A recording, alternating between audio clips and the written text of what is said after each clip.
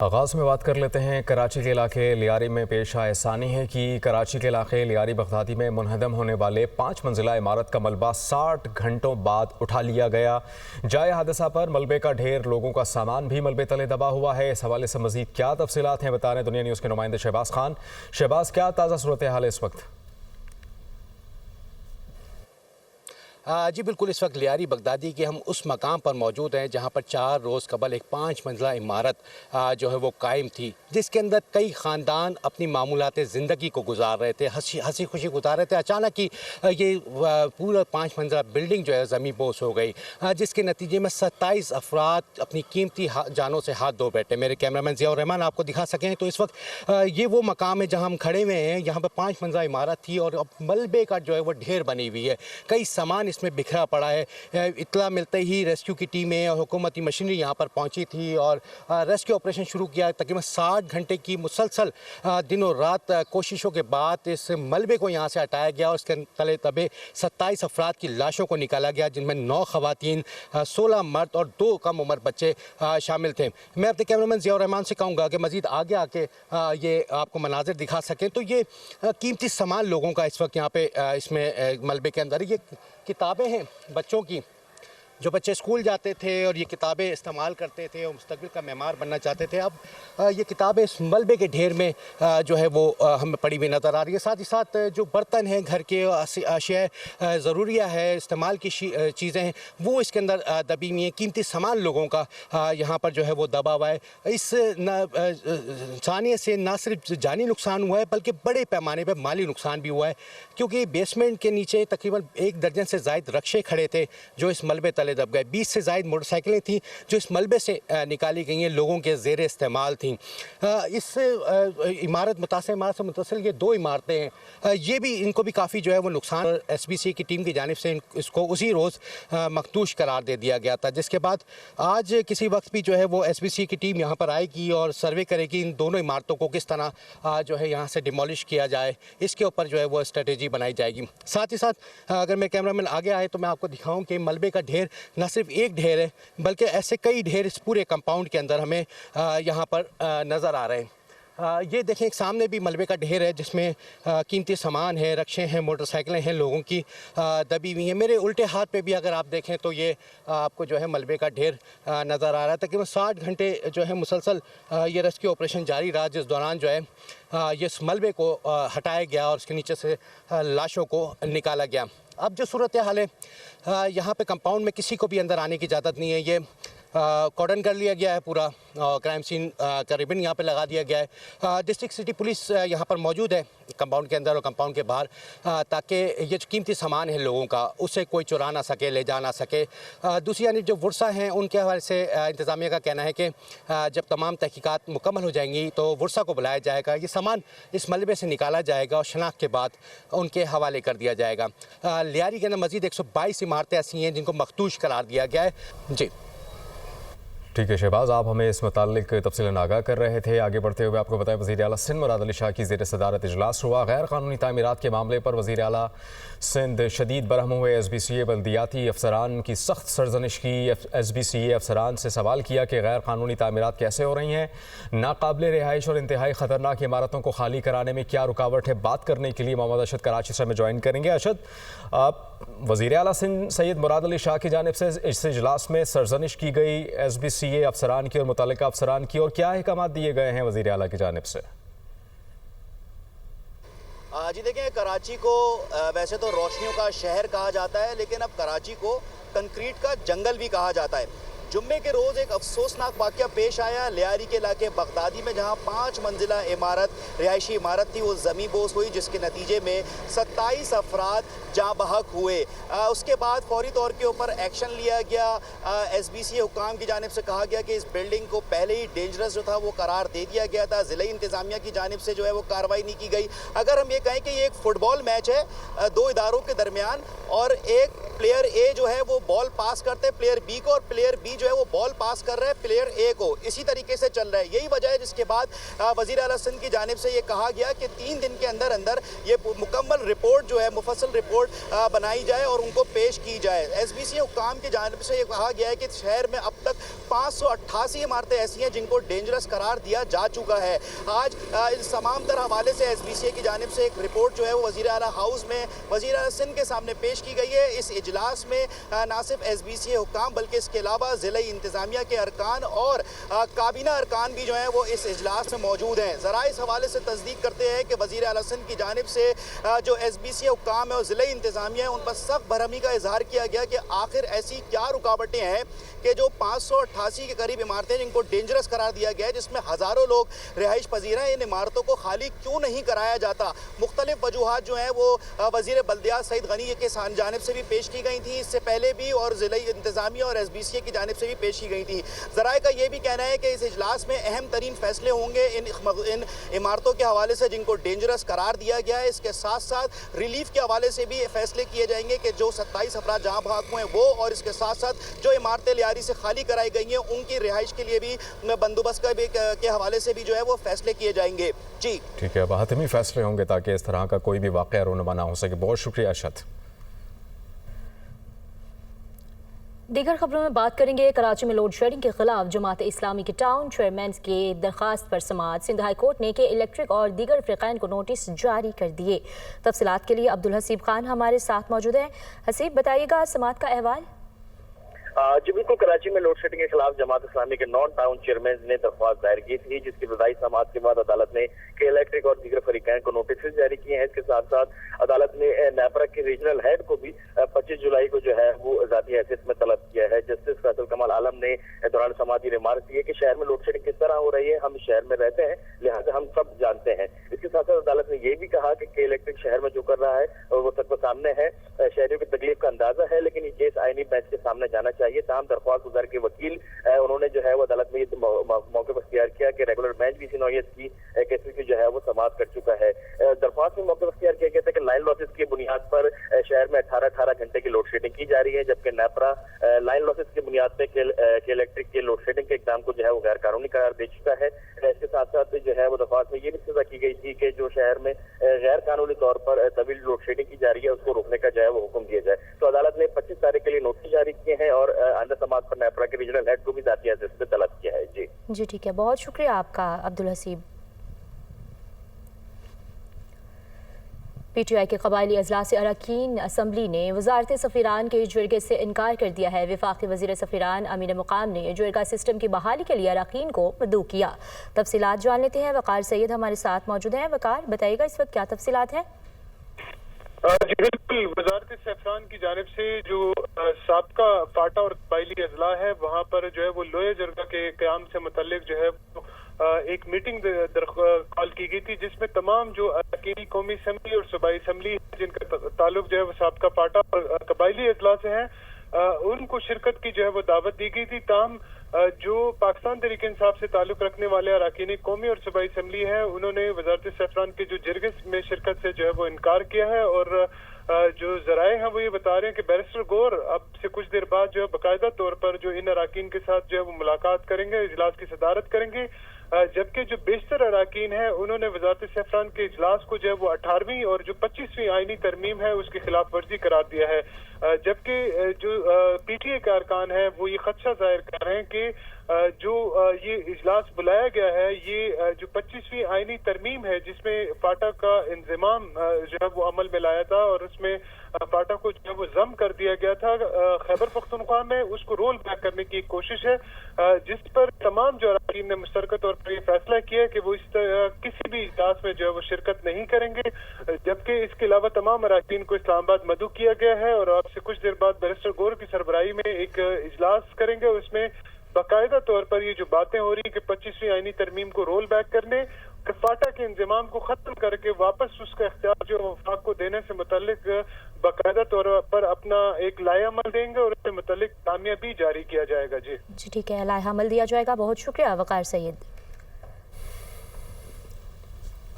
आगे बढ़ेंगे। Speaker Punjab assembly Malik Ahmad Khan ने कहा है कि मेरा मुकदमा पंजाब के 12 करोड़ लोगों के हक़ नुमाइंदगी का है। ऐवान में अपोजिशन अरकान को बोलने का पूरा मौका दिया, हमेशा अच्छे कस्टोडियन का किरदार अदा किया। पाकिस्तान तहरीक इंसाफ की सारी जमहूरियत क्या हमारे खिलाफ ही जागती है? क्या आइन में ने लिखा है मैं आर्टिकल 62 और 63 का मुखालिफ हूँ? पैनामा केस के फैसले में आसिफ सईद खोसा ने स्पीकर को ये इख्तियार दिया कि वो नाअहल कर दे। मैं कहता हूँ कि इसे जड़ से उखाड़ फेंक दो, ये आमरीत दौर की निशानी है। उन्होंने मजीद ये भी कहा कि असेंबली को तमाशागाह नहीं बनने देंगे। एक सियासी आदमी हूँ, मेरी बुनियाद किसी रुकन की मअतली पर नहीं खड़ी।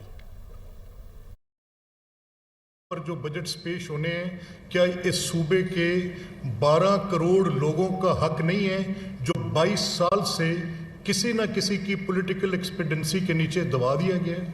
मेरा मुकदमा तो ये था।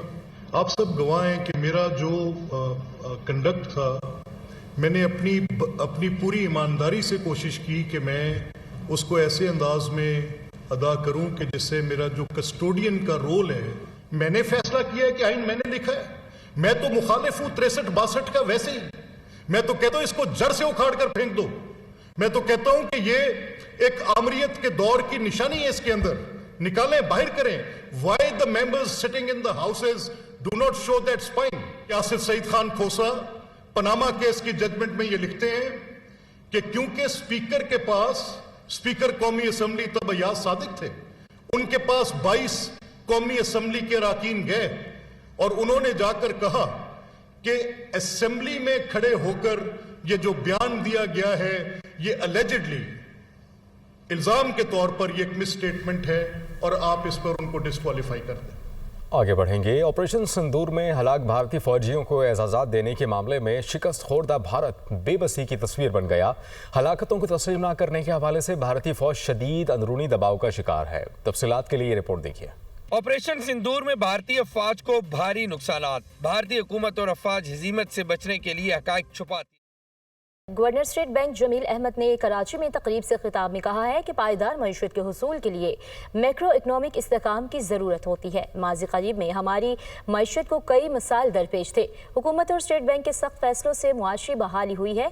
अफरात ज़र कम तरीन सतह पर है और करंट अकाउंट सरप्लस हो चुका है।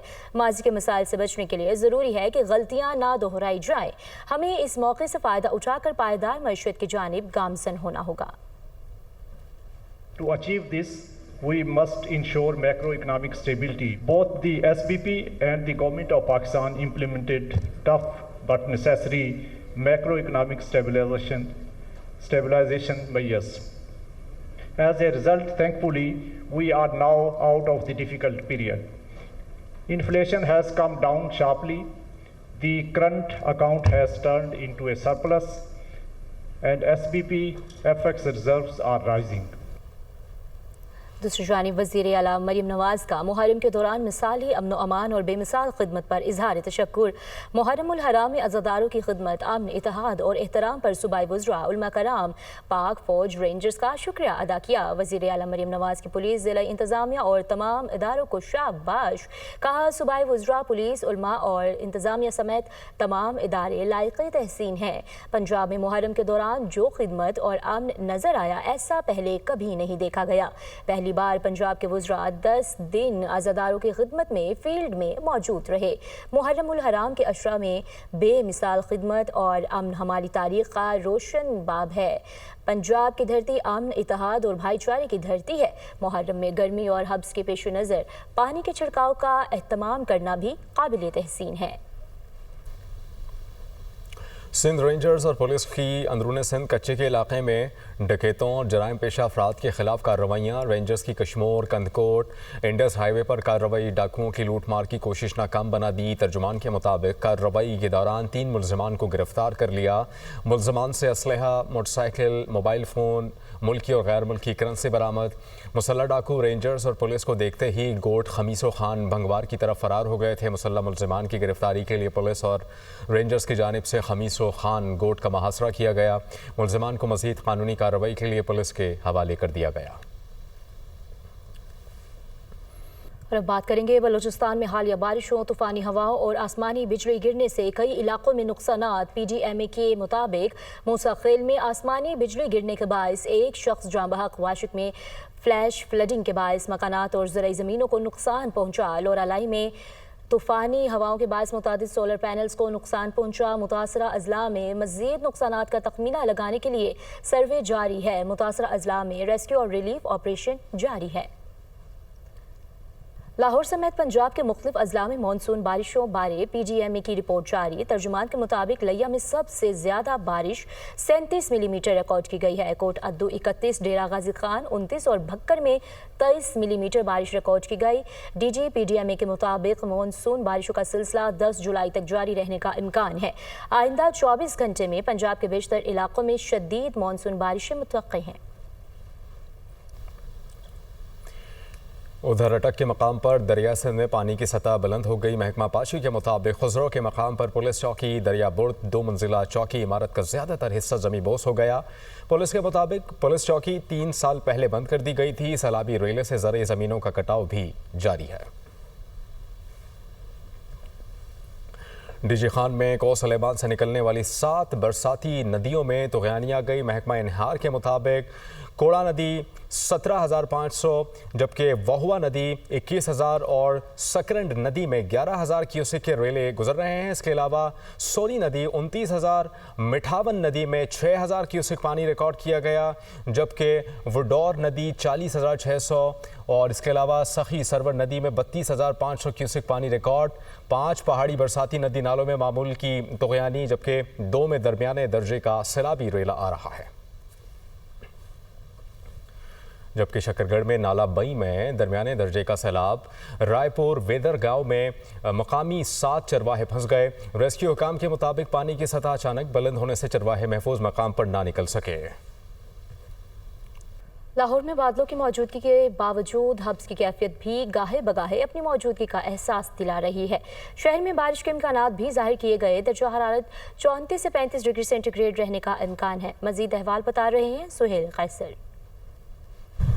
देखें, अगर इस वक्त लाहौर के मौसम की बात की जाए तो कदरे बेहतर है। सुबह के औकात में तो अच्छी खासी हब्स की कैफियत इम्तिहान ले रही थी, लेकिन अब अच्छी रफ्तार से हवा चल रही है। आसमान पर बादल भी नज़र आ रहे हैं और इसकी वजह ये बनी है कि महकमा मौसमियात की तरफ से ये बताया गया है कि शहर के शुमाल की तरफ से एक सिस्टम लाहौर की तरफ प्रिवेल कर रहा है और अगर वो लाहौर तक अप्रोच करने में कामयाब हो गया तो फिर पूरे लाहौर में अच्छी बारिश की तवक्को रखी जा सकती है।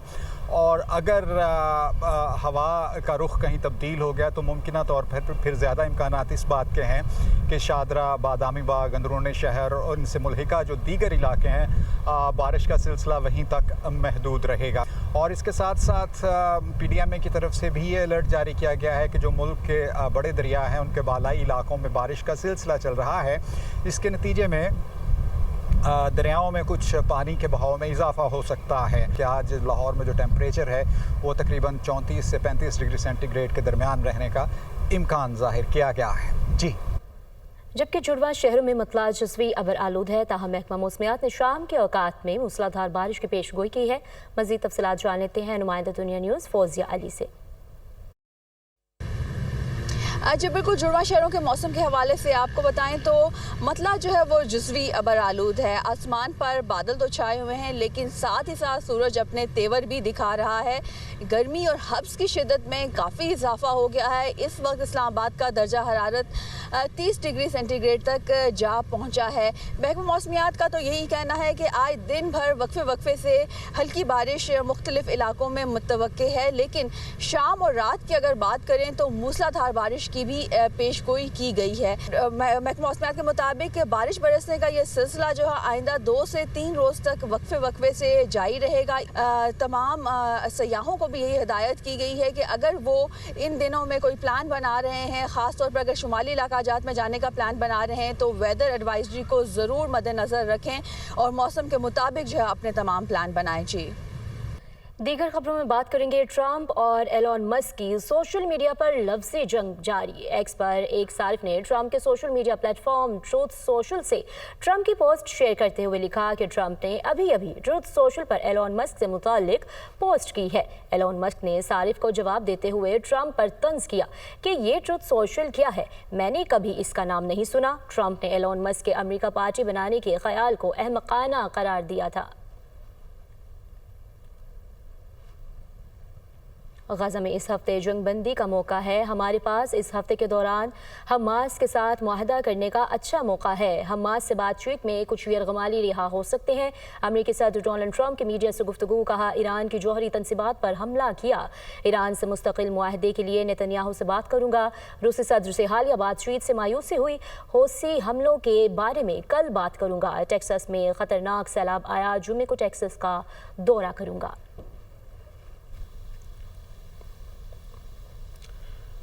हमास का जंगबंदी माहदे में तरामीम का मुतालबा नाकाबिल कबूल है, बेंजामिन नेतन्याहू की हटदर्मी पर करार। अरब मीडिया के मुताबिक नेतन्याहू ने हमास की जानिब से जंगबंदी माहदे पर पेश की गई तरामीम को मुस्तरद कर दिया। बेंजामिन नेतन्याहू ने कहा कि हमास जिन तब्दीलियों का मुतालबा कर रही है वो नाकाबिल कबूल हैं। हमास का तरामीम का मुतालबा इसराइल के उन बुनियादी उसूलों से मुतसादिम है जो किसी भी माहदे के लिए लाजमी करार दिए गए हैं। ईरान पर हमलों के लिए अमेरिका और इसराइल को जवाबदेह ठहराया जाना चाहिए। ईरानी वज़ीर ख़ारजा अब्बास अराग़ची ने ब्राज़ील में मुनक़िदा ब्रिक्स इजलास में इसराइल के हमले पर शदीद रद्द-ए-अमल देते हुए कहा, अमेरिका और इसराइल की जानिब से ईरान के जौहरी तंसीबात पर हमले बैनुल-अक़वामी क़वानीन और अक़वाम मुत्तहिदा की करारदादों की खिलाफ वर्जी है। हमारी एटमी तंसीबात पर अमेरिकी हमलों से साबित होता है कि अमेरिका इसराइल की पुश्तपनाही कर रहा है। ईरान पर हमलों में अमेरिका और इसराइल बराबर के शराकतदार हैं।